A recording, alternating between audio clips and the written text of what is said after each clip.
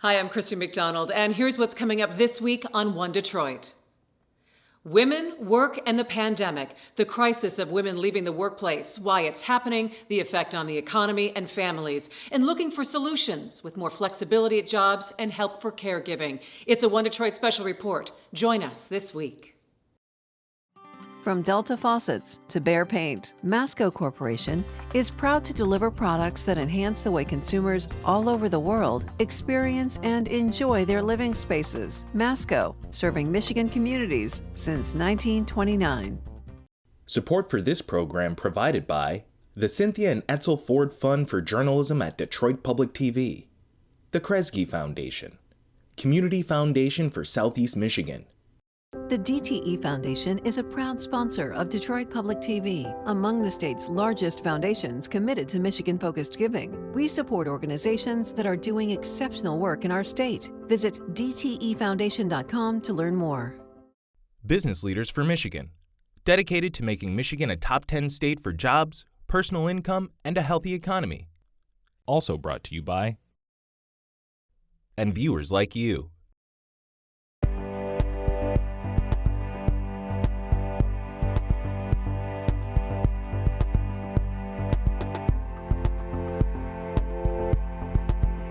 We've seen women who've had to actually voluntarily leave jobs. And then we've seen other women just really struggling to hang on. I was really upset that they wouldn't let us go home and work. And I felt like we just were being punished because we had a kid, is how I felt. Our moms need to be in the room holding conversations and driving how all of this change looks. The conversations can't be happening about them someplace. No. Will those jobs come back? For women, usually, it's never at the same level that it was. There are, decisions being made not focused on what caregivers need. And, that's the way our workplace rules have been set up. All things we've heard over the past year when it comes to women, work, the pandemic, and taking care of it all. Hi, and welcome to One Detroit. I'm Christy McDonald. I am so glad that you're with me. This week, the show will be a little bit different, and it's something I've been thinking about since I saw an editorial cartoon in the Detroit Free Press a few months ago. Take a look. The 500 hats of American women during the pandemic. Sure, it would be funny if it weren't so devastatingly spot on. The numbers are real. COVID has hit women the hardest. Over 2 million have left the workforce. And the number of women in the workforce has dropped to 57%, the lowest since 1988. And while both men and women lost jobs because of the pandemic, men have recovered, women have not. The factors are many. Caregiving. They've been downsized or cut because their jobs were the first to go in the pandemic, or inflexible workplaces. We have all had a heck of a year trying to make things work the best we can.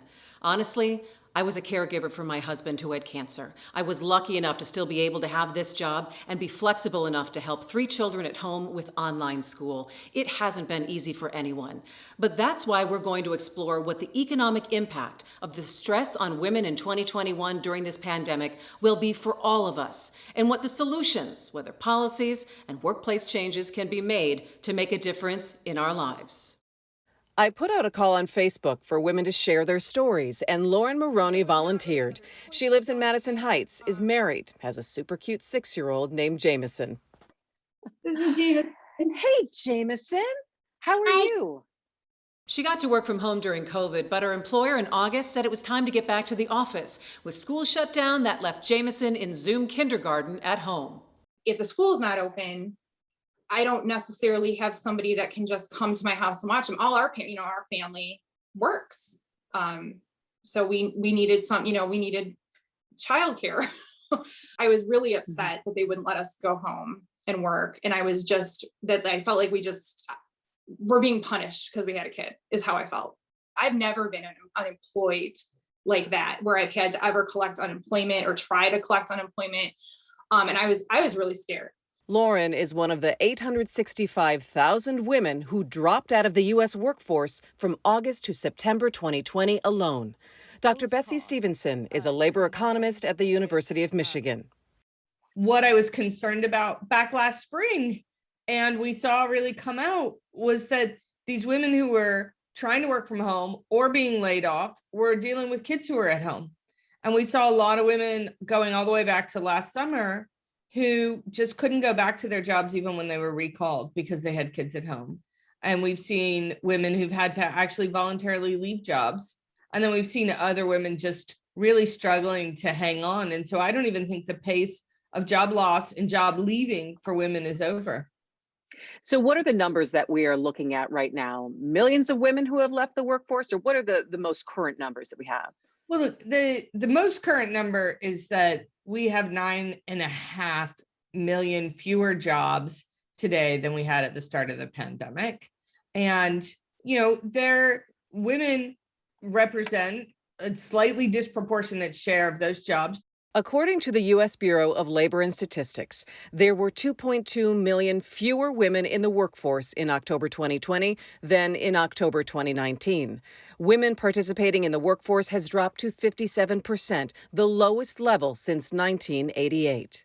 Let's talk a little bit about, though, when we think about how far women had come in terms of equality in the workplace or closing the wage gap, being able to be picked for jobs up in higher management, CEOs. Well, let's start with a sort of glass half full perspective, which is that women have really been in ascendancy in the labor force. And so we went in to the pandemic with the highest labor force participation rate of women with young children ever. They had more work experience than they had had in the past, and they had more education and skills than they'd had in the past.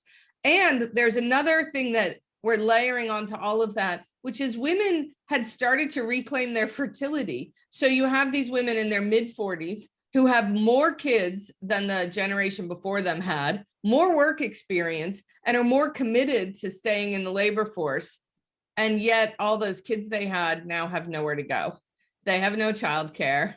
They have no schooling. And that has created this big national crisis that's getting so much attention. We need this attention on it because it was really at a breaking point. We can't have women have more education than men, as much work experience as men, as committed to work life as men, and households being as formed by two working adults, and have the workplace policies that we have that were designed when there was always a stay-at-home spouse. We need paid leave. We need some workplace flexibility. We really need to rethink our approach to work and family. According to the recently released 2020 Women in the Workplace study by McKinsey and LeanIn.org, women are feeling more exhausted, burned out, and under pressure during the pandemic. 40% of mothers, compared to 27% of fathers, have added 3 or more additional hours of caregiving a day to their schedule. And 1 in 4 women are now considering leaving the workplace or downshifting their careers. This past year hurt women so much in so many different ways. So it's number one that women make up the disproportionate amount of service workers who lost their jobs in this economy, and then the public sector jobs in this economy. Julie Kashen is the director of Women's Economic Justice at the Century Foundation.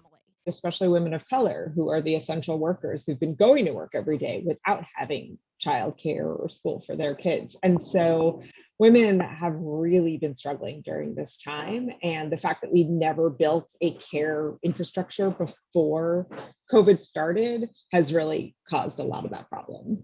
A study that I did with Sarah Jane Glynn from the Center for American Progress and Amanda Novello from the Century Foundation found that we're at risk of losing about $64.5 billion on aggregate of women's lost wages from women having to cut back their work hours or leaving their jobs to provide caregiving.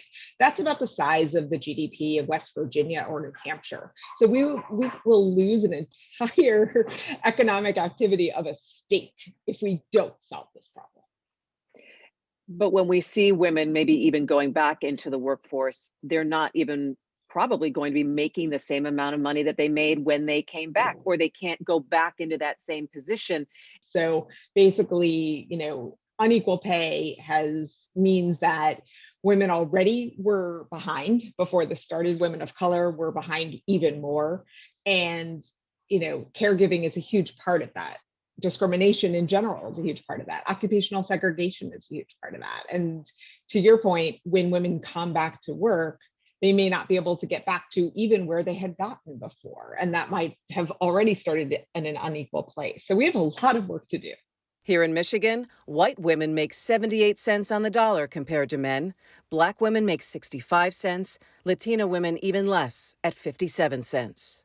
Analysts say it may be 2024 before employment for women returns to pre-pandemic rates. So how do we stop job loss, shore up childcare, and get workplaces to embrace flexibility?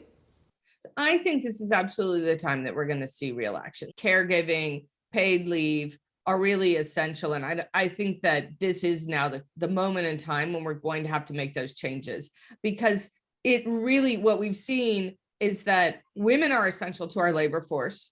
And without childcare, we don't get the women that we've trained, that we've invested in. We're not able to keep them attached to the labor force, and they're not able to make the progress in their careers that they deserve to make, given how much they've accomplished. We are already seeing some progress. So the American Rescue Plan included the $40 billion to get us to the $50 billion that childcare advocates, parents, and other experts have been calling for the last year. So this is money that will help stabilize the childcare sector. And we still then have more work to do to build back and build an actual childcare system. For Lauren, it will have to come down to changing her job to meet the needs of her family, not necessarily her career path. I think when I go back into try and go back to the workforce, what I would like to maybe do is try and maybe get a job, if I can, through the school district.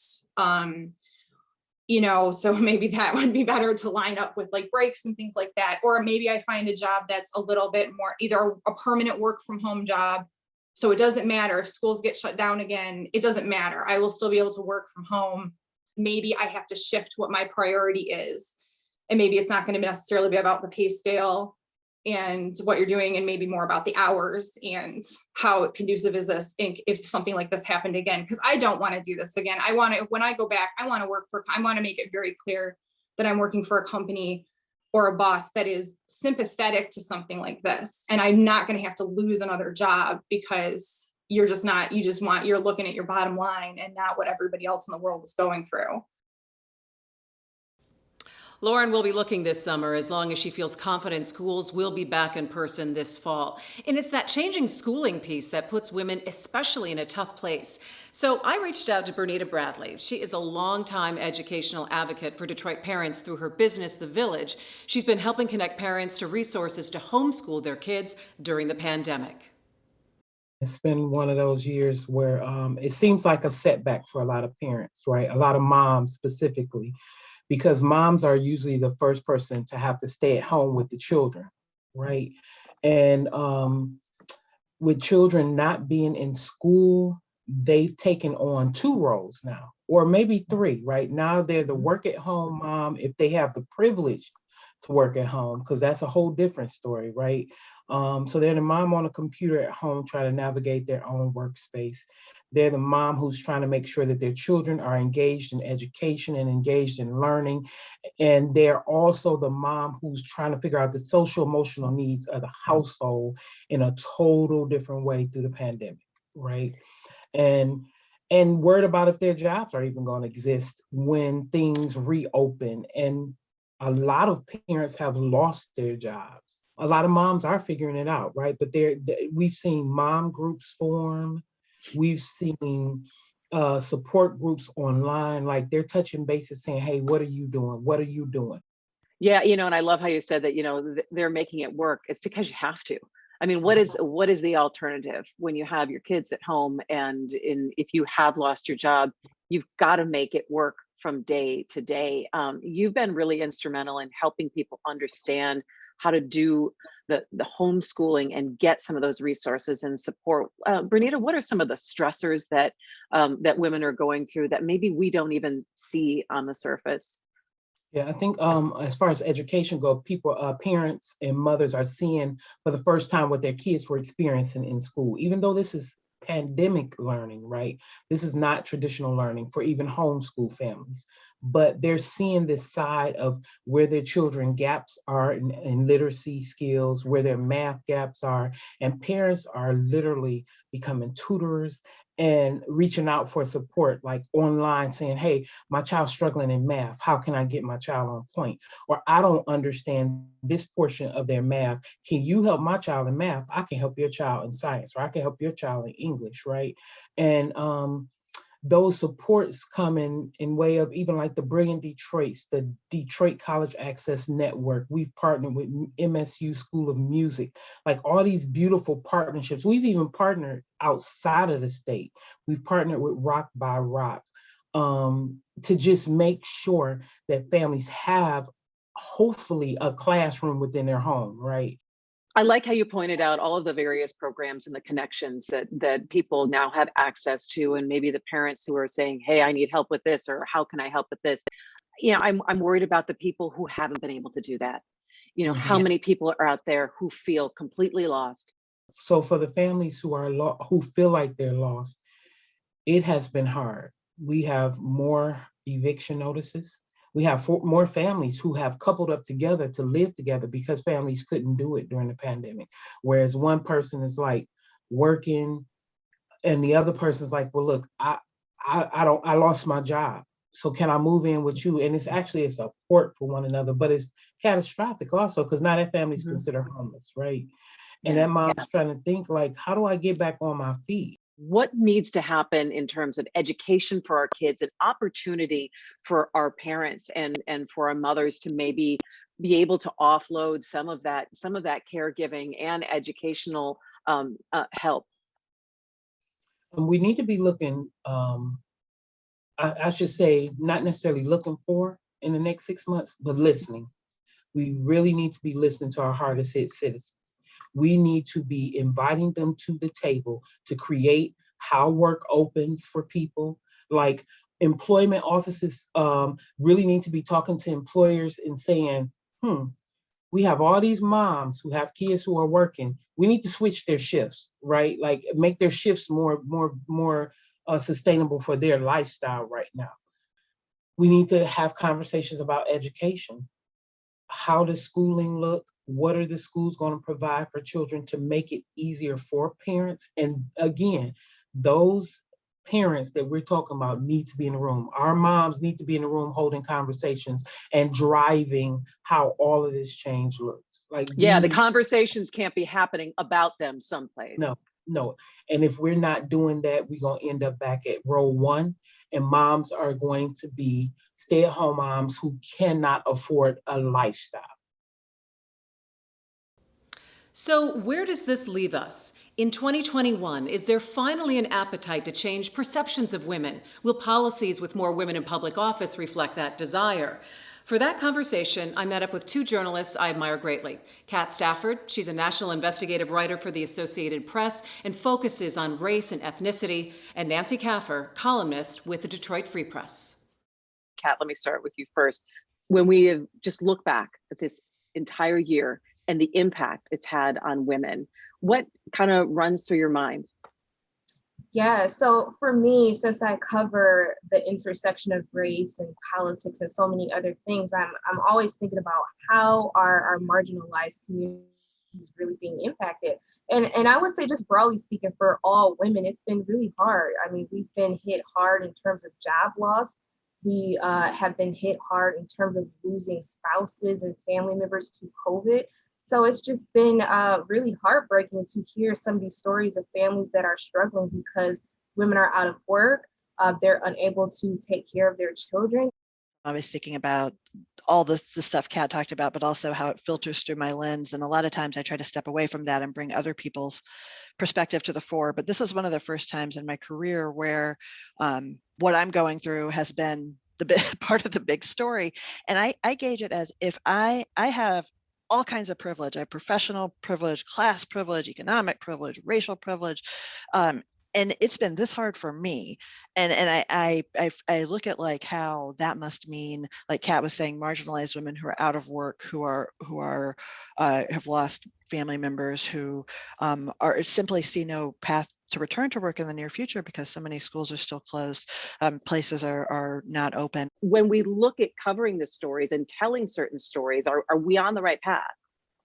Well, I mean, if I can be frank, I think the media, we can always do better. We can always do more. One of the things that I'm actually thinking about is not just the personal impact on these women of them being out of work, but what is the actual real world impact when you don't have women in these spaces of employment? You know, the perspectives that we bring, these are very important things that are lacking right now. So I think that we are just really seeing the tip of an iceberg as this really starts to unfold, the true impact of being out of work, of the amount of pressure that women are facing with being the primary in their homes, you know, responsible for their children, for their schooling. I mean, that's a lot of pressure. And I don't think yet that we've had enough of a robust discussion about what this all really is. I think any parent who wants to be a stay-at-home parent should have that ability, but a lot of times women who don't want to leave the workforce are pushed to because it doesn't make financial sense in the short term to stay in the workforce with children. But in the long term, it's a disastrous choice. It reduces a woman's earning potential, her ability to come back to the office, her stability if her marriage is bad and she needs to be able to leave. And that was all before the pandemic. Where we're at now and coming out of this, like Kat said, we haven't even really begun to talk about how this is going to play out. And like you, I'm extremely concerned about when we lose women's voices in these spaces.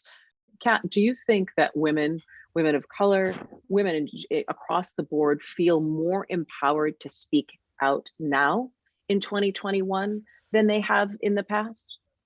I think in many ways, yes. And I think it's because this past year was something that all of us, I think we have realized was something that we've never experienced and probably will hopefully never experience again. And what that has done is we were in the midst of, and still are, what I call these three crises, right? You had the pandemic, the economic fallout of the pandemic, and also, let's be clear, the racial justice movement, which has impacted so many. And I think that when you've seen so much death, when you have been impacted personally, that a lot of people are saying, if I don't speak out now, when will I? I think that what's also really important about this whole discussion is the role that sexism and in many regards racism plays in that. And when you talk about women of color, Black women in particular, it's this very unique intersection of racism and sexism, which we call misogynoir, right? Which is something very uniquely that Black women face. And I think that that has also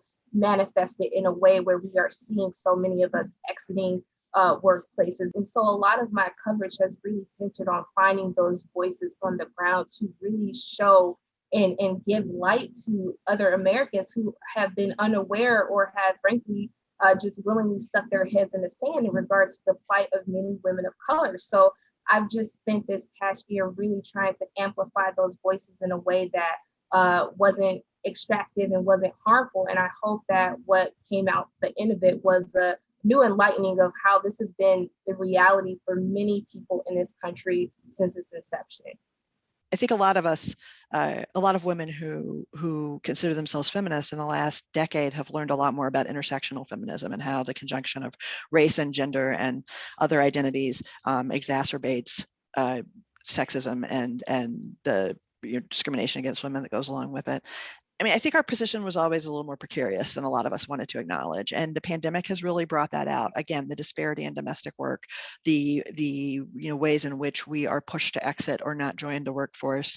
And then the fact that a lot of women hold jobs that aren't prioritized as being important. So looking forward, what do you want to write about? What are you looking at covering in the next 6 to 10 months when it comes to this? Last year marked the 100th anniversary of the 19th Amendment, right, which is when women got the right to vote. And a lot of people that I spoke with noted that it was a bittersweet moment to mark because for many women of color in this country, we did not have that right? And so when you have this conversation about all these issues, we have to realize that for a lot of women of color, Black women and others, a lot of these rights we did not receive until much, much later. So the question is, how can women unite around these issues in a way that uplifts us all? I think we really have to start unwinding that damage too, what's happened to our kids over the last year. But I look forward to hopefully seeing some big policy changes coming forward, paid sick leave, maternity leave, childcare stuff. I think there is an option, and I think there is energy around this issue. And I hope that I can advocate for positive changes that are going to benefit all women. And like Kat, we do have different levels of harm that we have to deal with as women, but I hope to find places where we can come together and recognize what does unite us and how we can push for change that helps every one of us. Thanks to Nancy and to Kat and to all of you for joining me. Here at One Detroit, we'll continue to have conversations about the issues and policies that are impacting all of our lives. Tell us what you think. Just head to onedetroitpbs.org and find us on social media at One Detroit. I will see you next week. Take care. You can find more at onedetroitpbs.org or subscribe to our social media channels and sign up for our One Detroit newsletter. From Delta Faucets to Behr Paint, Masco Corporation is proud to deliver products that enhance the way consumers all over the world experience and enjoy their living spaces. Masco, serving Michigan communities since 1929. Support for this program provided by the Cynthia and Etzel Ford Fund for Journalism at Detroit Public TV, the Kresge Foundation, Community Foundation for Southeast Michigan.